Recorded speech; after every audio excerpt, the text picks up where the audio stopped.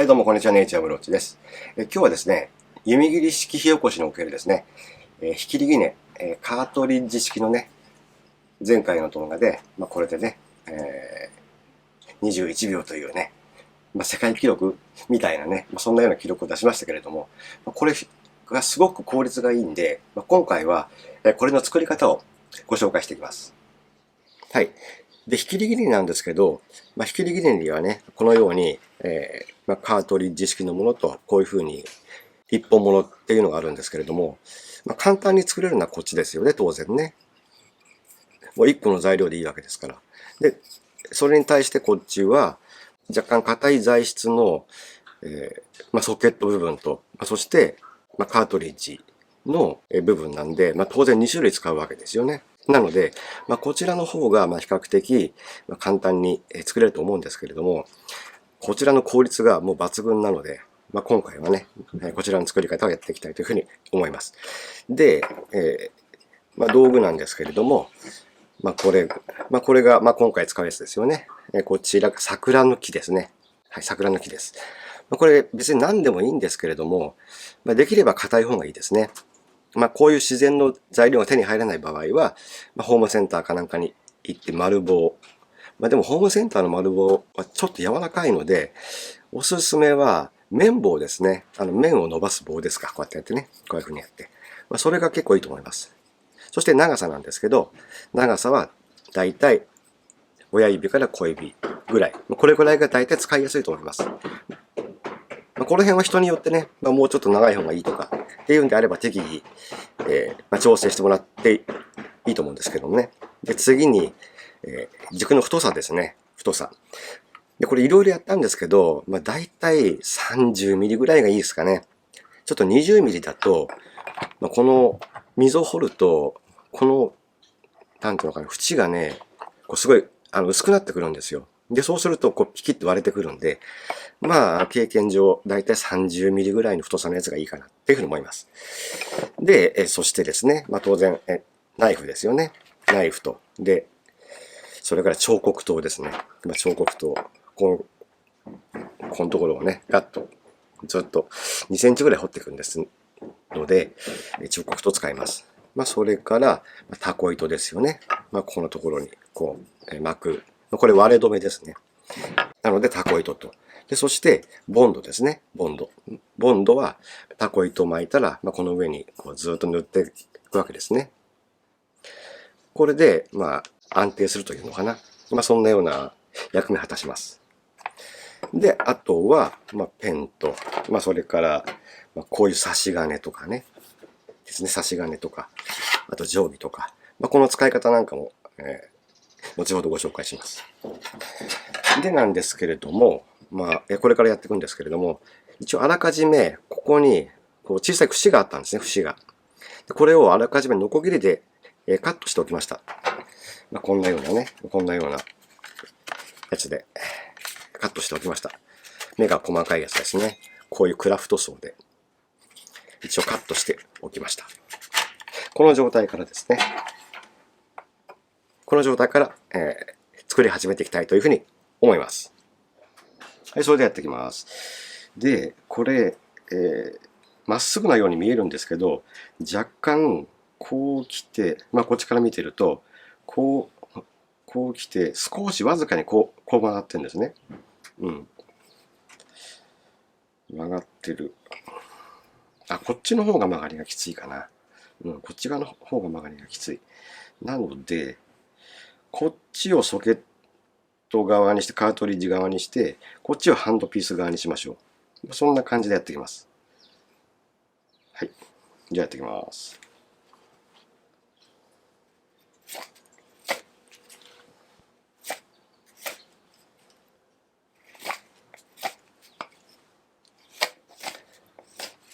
で、大体そうですね、ものの本とか、あとインターネット上とか見ると、これを大体八角形に削れとか言ってますけど、そんなに八角形とか気にしなくていいと思います。大体、どれぐらいですかね。1、2、3、4、5、6、7角形ですか。もうこんなのはもう大体でいいと思います。だんだんね、こんな感じで削ってきたでしょ。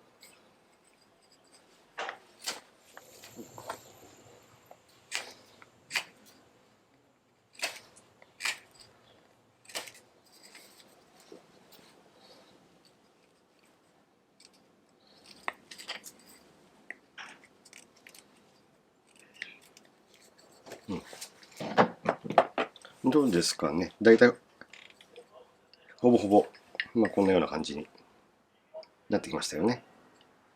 だいたい、このシャフトの部分はこんなもんでいいかなっていうふうに思います。では次にですね、カートリッジを差し込むための穴開けていきたいんですけれども、当然中心なんですけど、大体メケントでも構わないんですけど、最初はこういうふうに一応ナイフで穴を開けていくんですが、より正しく中心を出したい人は、こんな感じで見えますかね。こんな感じで、持ってあげて、こことここをこういうふうに結んであげるわけですよね。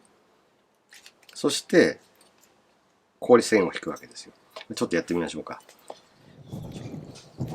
正確なね、ほんと深淵ではないんで、どちらかというと、こういうふうに、こういう感じの楕円なんですけれども、ここと、じゃあ、こういう感じでやってみましょうか。ね。ここまでね、ギチギチにやらなくてもいいとは思いますけどね。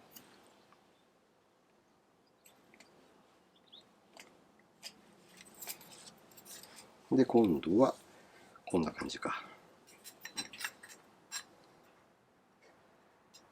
こんな感じですかね。だいたい合ってるでしょうかね。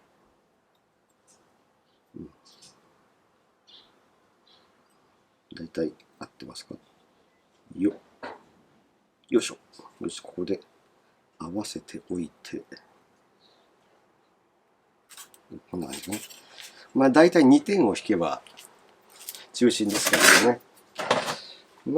でも年輪の、あれですか。ほとんど年輪の中心ですかね。OK でしたね。こんな感じでやってみます。ここかな。だいたい。これやるときは、注意してくださいね。こう、バッと外れてぐさっといかないように。よ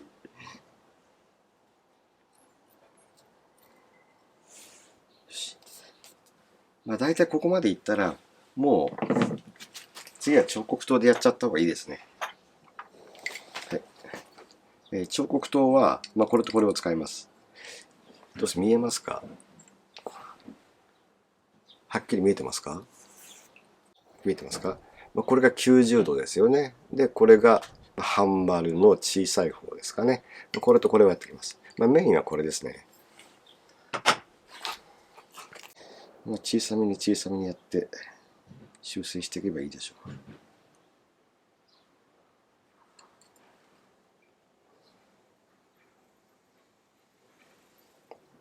いしょ。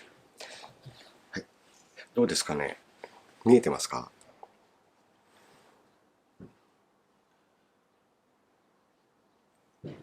うっすら見えてますかね。このね、この90度のやつでやったやつがね。これで、ゆっくりゆっくりやっていくわけです。はい。じゃあやっていきます。はい。どうですかね。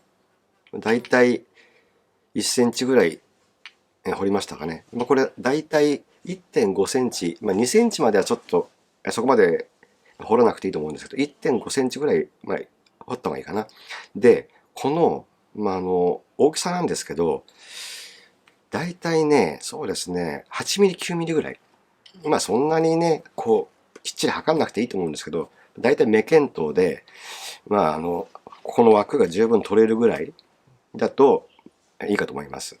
これね、90度の、これ彫刻刀なんですけど、ガッとこじってたら、ちょっとここが一本欠けてしまいました。なんとかこれでやってみます。はい。ひとまず完成ですね。大体ね、そんなに綺麗な正方形じゃないですけど、大体正方形開いてますよね。これ正方形に開けた方がいいのは、さっき言ったっけな。ここにカートリッジ入れるときに丸だとやっぱちょっと回りやすいんですよね。なので、四角のビット状に開けてみます。ということですね。ひとまず大体これぐらいの深さがあればいいと思います。大体1.5ぐらいいってるかな？あるかな？うん。で、さっき言い忘れたんですけど、これ一応生木なんですよ。で、大体のいい長さに切ったら、ここにボンド塗っといた方がいいです。両端に。ボンド塗っとかないとだんだん乾燥して、もうだんだん割れてきますんで。なのでこれは事前にボンド塗ってあったんですね。で、この状態で、カートリッジ差し込むと、どうしたって割れるんで、ここに割れ止めのタコ糸巻いていきます。はい。はい、じゃあ、次にですね、ここの割れ止めのね、そのためにこういうタコ糸巻いていきます。で、タコ糸の一応長さなんですけれども、余裕を見て、こう両手を伸ばした分ぐらいの長さの2倍の長さ、それぐらいやっておくといいと思います。で、巻き方なんですけれども、巻き方はちょっとど忘れしちゃったんですけど、名称はロープのこの端っこに巻くなんかほつれ止めらしいので、そういった形で検索してもらえれば、名前は一応出ると思うんですけど、ここでもちょっとね、アップで映しながらやっていきますんで、ちょっとゆっくり、一番最初はね、ゆっくりやりますんで。まず、端っこをこう半分に折った状態で、こんな感じですかね。こんな感じですよね。で、これでこう当てますね。こういう風に。こう当てます。そして、長い方を取って、長い方から、巻いていくんですね。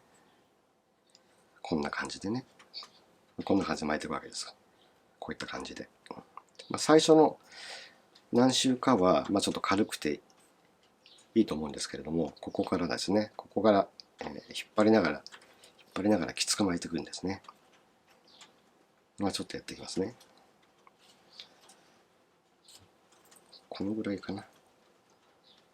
どうですかね。わかりますかね。こんな状態ですね。こんな状態。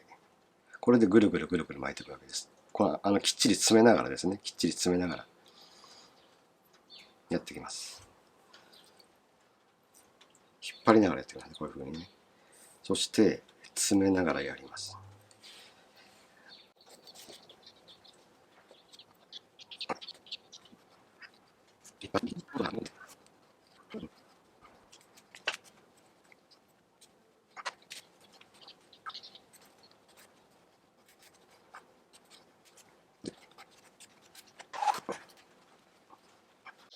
はい、ここまで巻いたらですね、こんな形になってますよね。こんな形にね。ちょっと手が見づらいですか？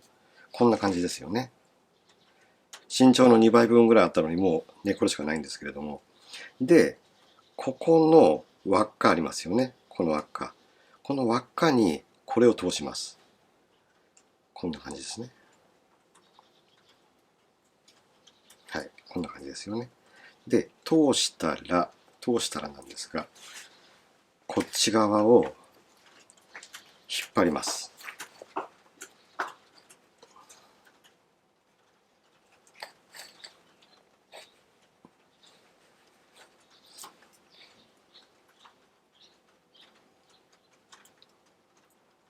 どうですかね。わかりますかね。だんだんこう縮んでいくのがね。で、引っ張ります。もっと引っ張ります。もっと引っ張ります。結局引っ張って、ここの部分をこの下にグッと埋めてしまうわけなんですね。こんな感じで。はい、もう入りましたね。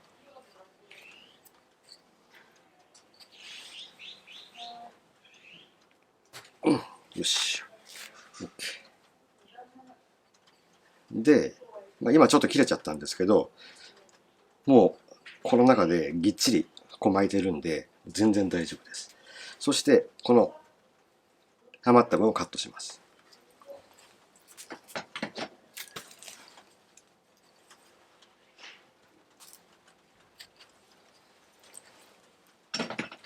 はい。カットしましたね。出来上がりましたね。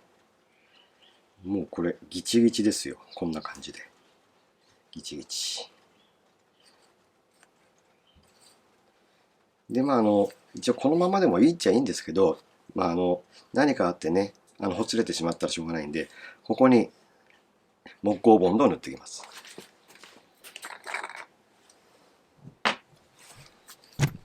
こことここは特に一応念入りにベタという感じで、こんな感じで。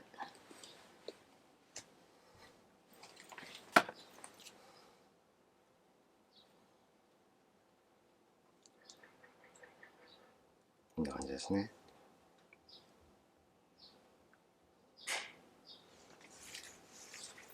で、この全体も塗ります。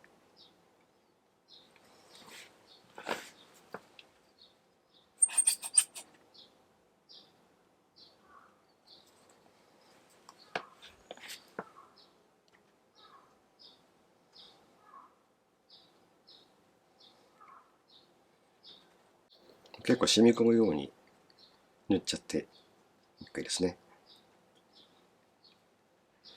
逆に染み込ませた方がいいですね。白っぽくなってしまっても木工今度乾けば透明になるので、はい、こんな感じです。どうですか、見えますかね。こんな感じですね。こんな感じです。で、これで一応できたら最低そうですね、10時間以上、1日ですね、24時間程度、こういった乾かしておいてください。はい、では次ですね、ここにカートリッジを入れていくんですけれども、ここに映っている通りですね、こっちがアジサイの茎で、こっちがセイタカアワダチソウの茎なんですね。で、アジサイは、これですよね。こんな感じです。どうですか？見えてます？ね、これアジサイの茎ですね。で、これをだいたい5センチぐらいにカットしたものがこれですね。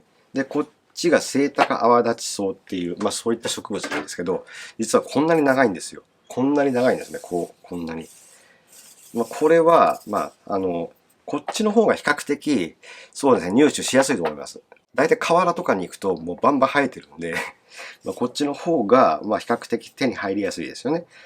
あと、アジサイは、ご自宅で庭のある方なんか、よく植えていると思うんですけれども、そういうのがない場合、近所だとか、あるいは公園で剪定されているやつを拾ってくるとか、私もそうだったんですけどね。で、これ向いてるのは、どっちも向いてるんですけど、あとね、カートリッジで適してるのが、ウツギって植物なんですよ。で、ウツギが一番硬い。で、次にアジサイかな。で、これが一番柔らかいんだけれども、柔らかいと言っても硬いんですよ。なので、やった感じが、どちらかって言ったら、私はアジサイの方が好きかな。なので、今回は一応アジサイでやってみます。はい。これがアジサイですよね。で、一応こういうふうに若干、なんとなく合わせてみて、大丈夫だ、削れば大丈夫だな、みたいな、そういった感じで当たりをつけておくということですね。じゃあちょっと削ってみます。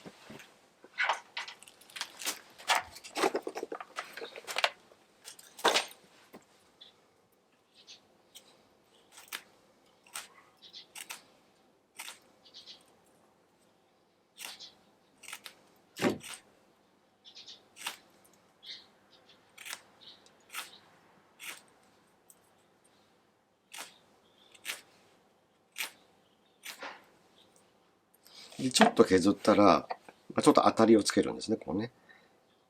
こんな感じでね。まだちょっと大きいな、みたいな感じでね。でもうちょっと削っていくわけですね。少しずつやった方がいいですね、これはね。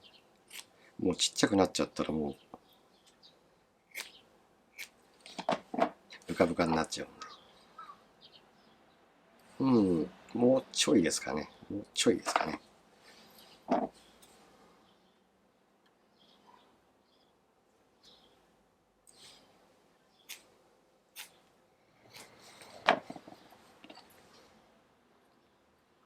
うん。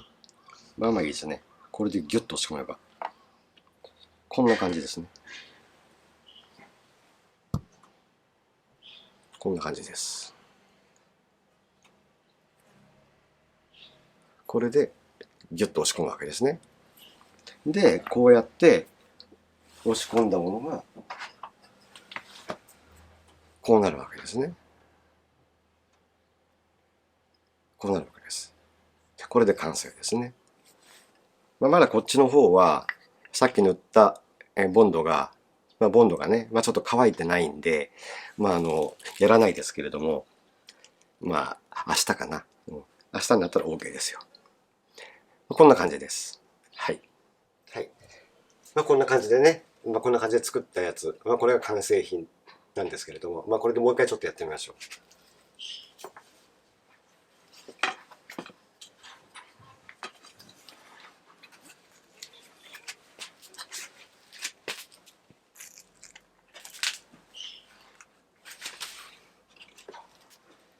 まずちょっと一番最初なんで、当たりをつけます。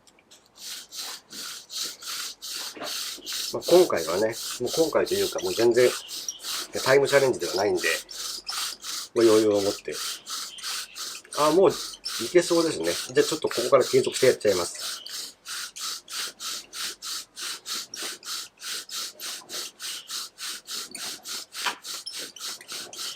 もういいかな、こんなもんで。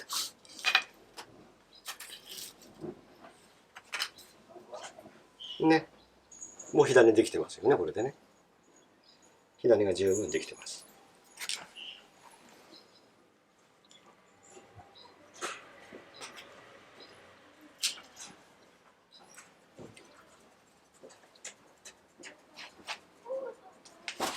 どうですかね。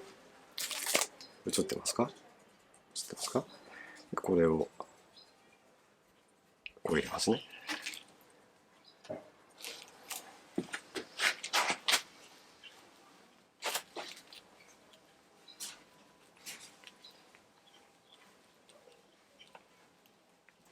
来ますね、ほら。来ました、こんな感じですね。この、カートリッジ式の、引きりね。これだと、もう簡単に火がつきますよ。つきました。はい、こんな感じでね、大体、これを作るのにですね、そうですね、ここを削るのが一番長いんで、あと、ここの穴ですよね。そうですね、大体1時間ぐらいあれば作れるかな。ね、カメラマンさんね。大体そんな感じですかね。そうだと思います。はい。はい。こんな感じで簡単に作れますんで、一度、ぜひですね、作ってみていただけるといいかなというふうに思います。それでは、